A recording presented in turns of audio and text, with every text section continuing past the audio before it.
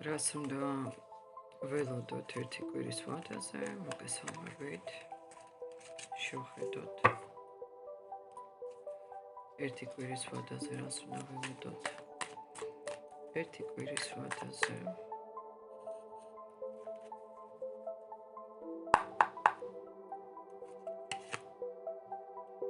ფინანსები მოდის მეგობრებო.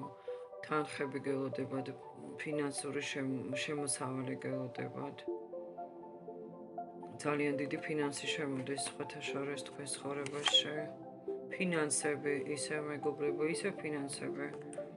ფანტასტიკურად იწყება. ალბათ კვირაც, მომდევნო კვირაც და ხვალიდან საერთოდ ფინანსები გელოდებათ. გზა, ფინანსები, ხელშეკრულებები, საბუთები. ცხოვრების კარდინალურად შეცვლა ჩანს საერთოდ. ყოველდღიური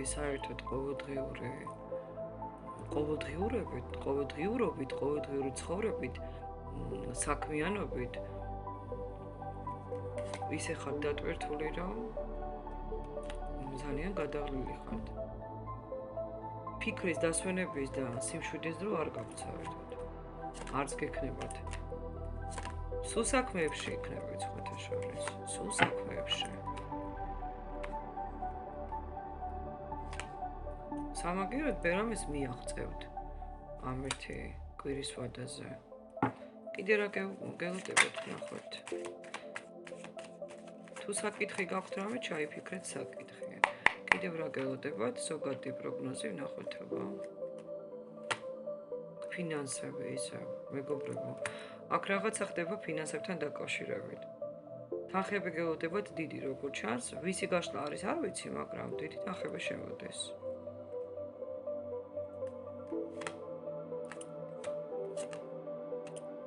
მორევა მტრებთან დაკავშირებით, მოერევით მტრებს.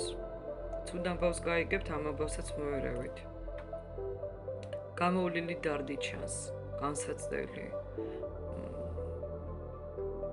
რაღაცა ნეგატიური რაც წარსულად იქცა, ან იქცევა თქვენთვის და ამ ყველაფერს შორის მოერევით.